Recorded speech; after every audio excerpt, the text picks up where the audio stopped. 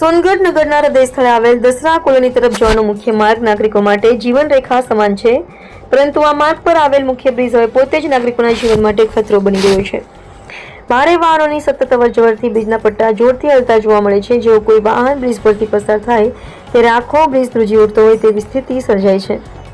આ સ્થિતિને કારણે નાગરિકોમાં ભયનું વાતાવરણ છવાયું છે। નાગરિકોનો સવાલ સ્પષ્ટ છે કે કાલે જો કોઈ મોટી દુર્ઘટના બને તો જવાબદાર કોણ? સ્થાનિક નાગરિકોએ આ અંગે અનેકવાર નગરપાલિકા, જિલ્લા તંત્ર અને રાજકીય આગેવાનો સુધી રજૂઆત કરી છે। અનેકવાર મીડિયા દ્વારા પણ આ મુદ્દાને ઉજાગર કરવામાં આવ્યો છે, છતાં નાગરિકોની પીડા સાંભળવા કે સમસ્યાનું નિરાકરણ લાવવા કોઈ ગંભીર પ્રયાસ થયો નથી। બ્રિજ નીચેના રસ્તાઓની હાલત પણ અત્યંત નબળી છે। ખાડા, કાદવ અને તૂટેલા રસ્તાઓને કારણે રોજિંદા વાહન ચાલકોને ભારે હાલાકી ભોગવવી પડે છે।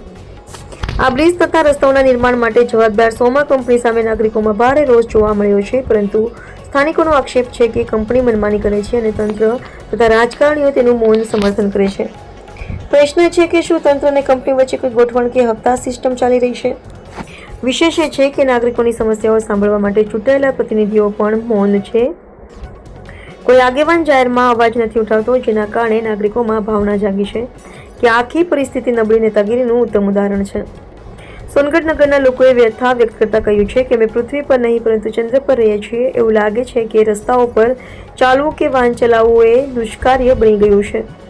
હવે મોટો સવાલ એ છે કે આ બેદરકારી સામે કોણ અવાજ ઉઠાવશે? નાગરિકો પોતે જાગૃત થાય અને એકતા દાખવે તો જ સમસ્યાનો ઉકેલ શક્ય બને, નહીં તો રોજિંદા અવરજવરમાં સામાન્ય લોકો જ ભોગ બનતા રહેશે। રિપોર્ટર હાર્દિક જોશી, સોનગઢ।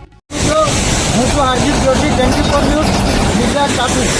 મિત્રો, આપણે ઘણા દિવસોથી સોમા કંપનીવાળાના ન્યૂઝો મૂકીએ છીએ, ગામમાં ખાડાના, આ બાજુ હાઈવે પરના ખાડાના। હવે મહત્ત્વનું બીજું એક કારણ આવ્યું છે આજે સામે। આ તમે પટ્ટો જોઈ રહ્યા છો, આ ઓટા ચોકડીના પુલ પરનો પટ્ટો, આ જોઈન્ટ છે, આ પટ્ટો હલે છે આખો, આ પટ્ટો આખો હલે છે અત્યારે, આખો જોઈન્ટ છે ને આ પટ્ટો આખો આ જોઈન્ટ પરથી હલે છે। હવે સોમા કંપનીવાળા આના ઉપર ધ્યાન આપે છે કે નહીં એ જોવાનું રહ્યું। આ જો તમે અવાજ આવે છે પટ્ટાનો, આ જો પટ્ટાનો અવાજ, હવે સોમા કંપનીવાળા આના ઉપર ધ્યાન આપશે કે નહીં તે જોવાનું રહ્યું। બીજું, સરકારી તંત્ર બિલકુલ સપોર્ટ કરી નથી રહ્યું। કોઈ રાજકારણીઓ આ સોમા કંપનીવાળાને બોલવા તૈયાર નથી।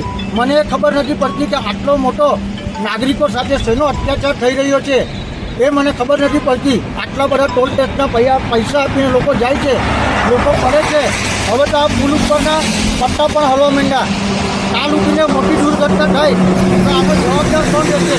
માટે કરીને હવે સોનગઢ નગરના વાસીઓએ, સોનગઢ નગર તાલુકાના વાસીઓએ આના માટે જાગૃત થઈ અને સોમા કંપનીવાળાને સમજાવવા પડશે એની ભાષામાં। નમસ્કાર।